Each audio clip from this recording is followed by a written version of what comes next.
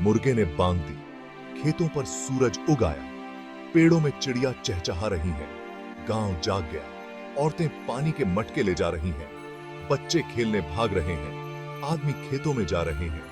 हवा ताजी और साफ है, नाश्ते की खुशबू हवा में तैर रही है। एक गाय जिसे अभी अभी दूहा गया है मिमिया रही है। एक नया दिन शुरू होता है, यहां जिंदगी सादी है।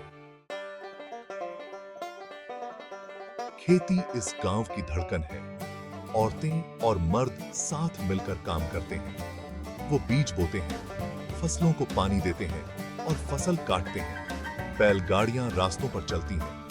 खेत धान से हरे या गेहूं से सुनहरे हैं। मेहनत से उनकी थाली में खाना आता है। किसान मानसून पर निर्भर है। अच्छी बारिश खुशी और समृद्धि लाती है।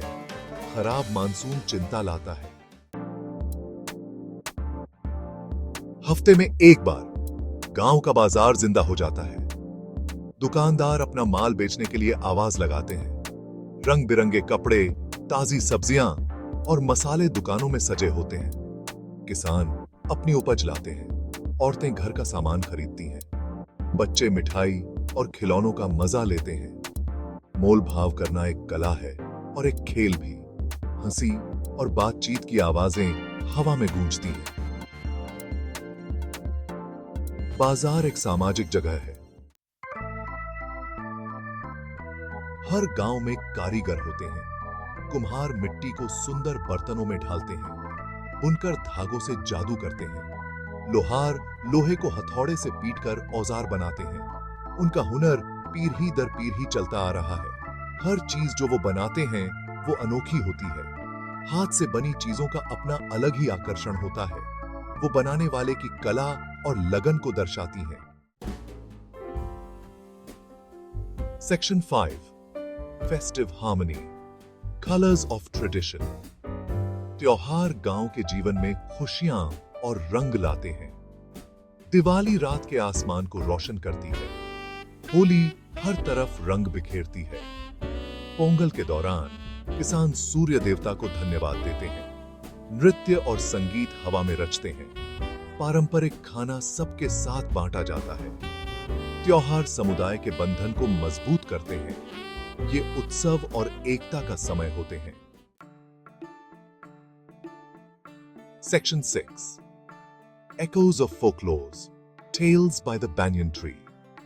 पुराने बरगद के पेड़ की छाया में कहानियां जिंदा हो जाती हैं। बुजुर्ग बहादुरी, प्यार और ज्ञान की कहानियां सुनाते हैं। बच्चे बड़ी बड़ी आंखों से सुनते हैं। मिथक और किंवदंतियां बहुमूल्य सबक सिखाती हैं।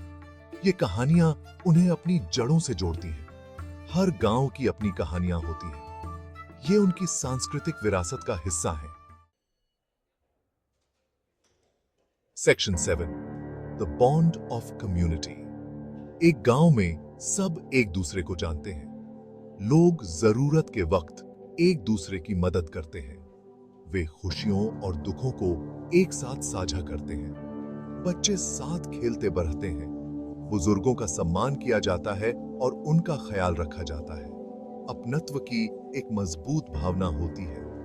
यह एकता ही गांव के जीवन की ताकत है।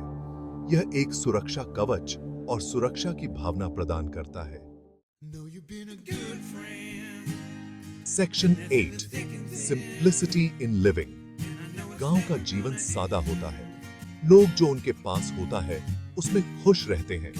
उन्हें छोटी छोटी चीजों में खुशी मिलती है। पड़ोसियों के साथ चाय का प्याला, टिन की छत पर बारिश की आवाज, बच्चों के खेलने की हंसी, वो रिश्तों और परंपराओं को महत्व देते हैं। भौतिक संपत्ति का महत्व कम होता है।